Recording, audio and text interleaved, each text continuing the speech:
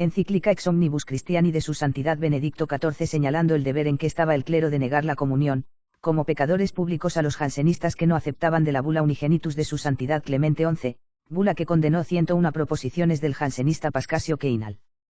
Traducción automática del italiano. A nuestros venerables hermanos cardenales de la Santa Iglesia Romana, y a los arzobispos y obispos del Reino de la Galia reunidos en las últimas asambleas del clero galicano. Papa Benedicto XIV. Salud y bendición apostólica. Puesto que nos han llegado una y otra vez noticias de muchas cosas de todas partes del mundo cristiano, cuyo gobierno pastoral ha sido confiado a nuestra debilidad, que mantienen nuestro espíritu muy agitado y solícito por el bien de todos. Y de cada iglesia en particular, difícilmente ha habido otro que nos haya causado mayor perturbación y dolor que los gravísimos desacuerdos y controversias que, desde hace algunos años, lamentablemente sabemos que agitan a este floreciente reino y a la nación católica de Francia.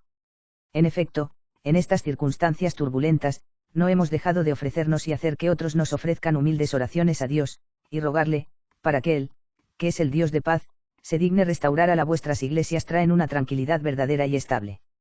Hemos escrito varias veces a nuestro queridísimo hijo Luis, Cristián Rey de Francia, implorando su mediación y poder en defensa y sostenimiento de la paz eclesiástica. Y respondiendo a todos aquellos que acudieron a nosotros y a la sede apostólica para las presentes emergencias, siempre hemos expresado que estamos listos y preparados en el transcurso de nuestra vida para echar una mano con todo el gusto a establecer la paz de la Iglesia galicana. Que nosotros amamos sincera y constantemente, y emprender y completar todas aquellas cosas que se nos propongan, siempre que los proyectos sean reconocidos como adecuados y válidos para erradicar el verdadero germen de los males, y cuya ejecución, acompañada de la esperanza de un feliz éxito, podría tender hacia el fin deseado. 2. La carta que nos escribió la Asamblea del Clero Galicano el 31 de octubre del año pasado nos ha aliviado mucho de la grave y prolongada perturbación que hemos sentido hasta ahora respecto a vuestros asuntos. Leyéndolo reconocimos, venerables hermanos, vuestra firmeza y constancia, vuestra perfecta unión en conservar el inmaculado depósito de la verdadera y sana doctrina, así como a imitación de vuestros mayores vuestro respeto y veneración hacia la Santa Sede, que es el centro de unidad católica. Y en verdad hemos descubierto que no hay desacuerdo entre vosotros en lo que respecta a las reglas y principios canónicos, sino solo que no estáis de acuerdo en elegir y establecer los medios que deben utilizarse para poner en práctica los mismos principios comunes. Si bien era deseable que este desacuerdo no se produjera en vuestra reunión, no nos sorprende, ya que sabemos muy bien que en otras ocasiones se han producido desacuerdos similares entre obispos, notables por su doctrina y santidad de costumbres, con ocasión del examen de asuntos muy graves. La excelente piedad y religión del Rey Cristianísimo contribuyeron mucho a aumentar en nosotros el consuelo concebido, acompañada de su hereditario respeto hacia esta sede apostólica, que quedó maravillosamente resaltado no solo en la última carta del 19 de diciembre del año pasado, en la que cumplió y transmitió la del clero, pero en las demás todas dirigidas a nosotros. En ellos podemos y debemos atestiguar que hemos descubierto abiertamente tales sentimientos de su alma real, que son muy propios de un príncipe católico, lleno de religión, de piedad, de celo hacia Dios y hacia la sede romana, además de muy aficionado a su regreso y perpetuo preservación de la paz y la armonía en su dominio. 3. Ciertamente tal es la autoridad de la Constitución Apostólica Unigenitus en la Iglesia de Dios, y exige en todas partes esta veneración, respeto y obediencia, que ningún creyente puede, sin peligro para su salud eterna, dejar de aceptarla, y de cualquier modo contradecirlo. Por lo tanto se sigue que en la controversia que ha surgido sobre si se debe o no negar el santísimo viático que exigen a quienes son refractarios a esta Constitución, se debe responder con franqueza que se les debe negar si son pública y notoriamente refractarios a la citada Constitución, y esto en vigor de la regla general, que prohíbe la administración de la comunión eucarística a cualquier pecador público o notorio, aunque pública o privadamente lo solicite. 4. Los que, pues, se muestran pública y notoriamente refractarios al caso de que se trata, los que hayan sido declarados culpables por sentencia de juez competente, y por obstinarse en negar la debida veneración, respeto y obediencia a la citada Constitución Unigenitus, aquellos, nuevamente, que han confesado la misma contumacia ante el tribunal, también aquellos que, aunque no hayan sido condenados por el juez ni hayan confesado su delito en el tribunal, sin embargo, en el contexto de recibir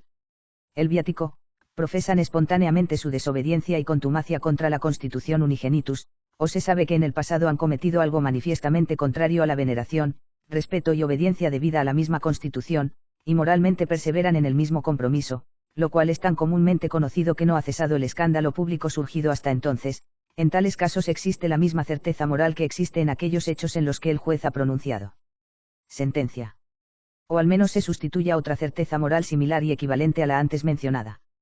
5. En esto debemos notar la diferencia entre aquella notoriedad, con la que se descubre algún mero hecho, cuyo delito consiste solo en una acción externa, como la de un usurero y un concubinato, y otra especie de notoriedad, con la que aquellos se ponen de manifiesto hechos externos cuyo delito depende aún más de la disposición interna del alma y del tipo de notoriedad de que se trate. Porque el primer intento debe hacerse con argumentos serios, pero el segundo debe ser probado con otros mucho más serios y ciertos.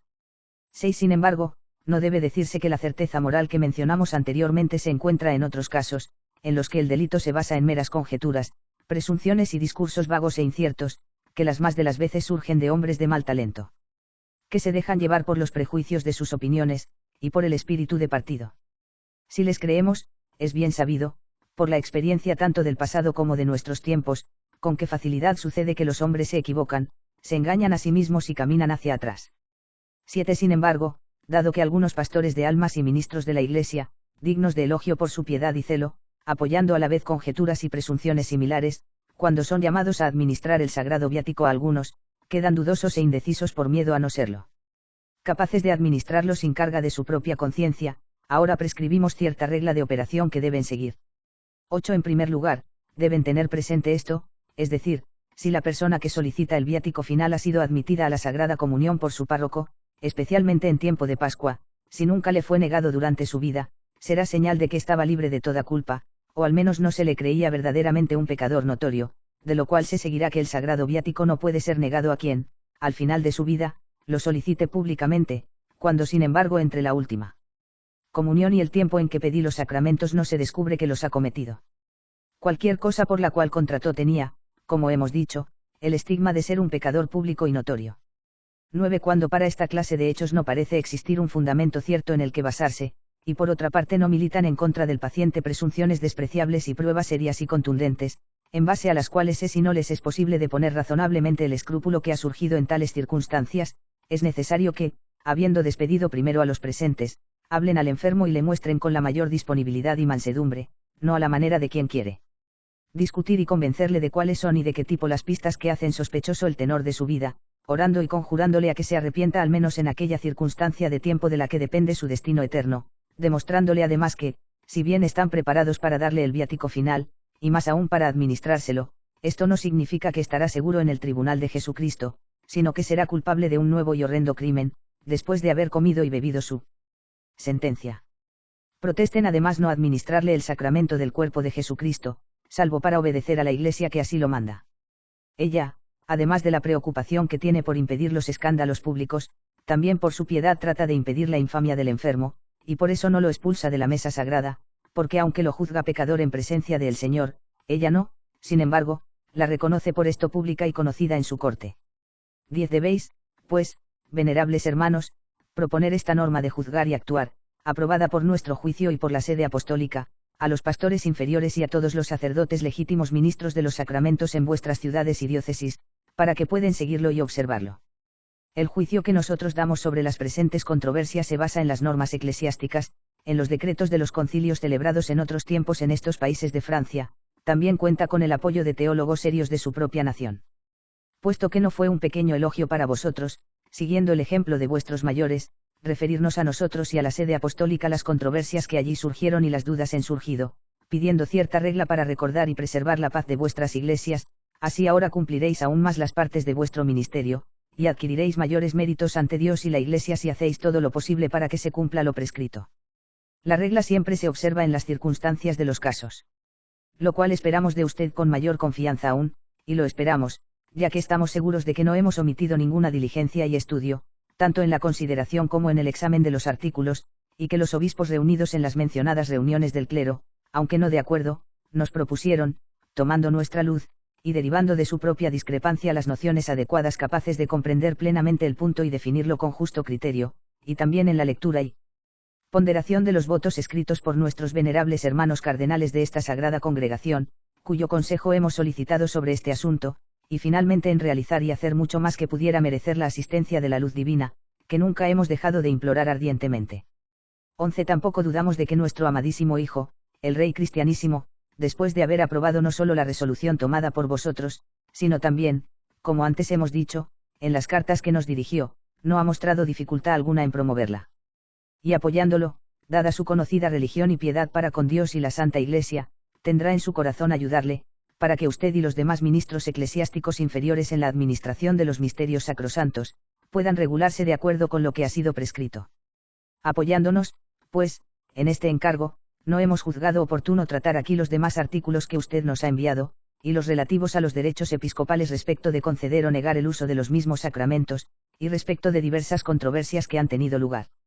Surgido sobre este punto, pero decidimos más bien discutirlo en otras cartas con el Rey Cristianísimo, para que él, con la grandeza de su alma y su excelente virtud, defienda los sagrados derechos de los obispos.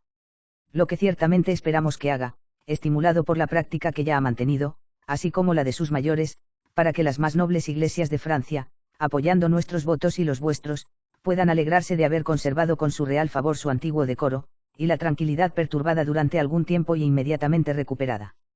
Y para comenzar este ansiado éxito, con todo nuestro amor te concedemos a ti y a todos los pueblos sujetos a tu cuidado la bendición apostólica.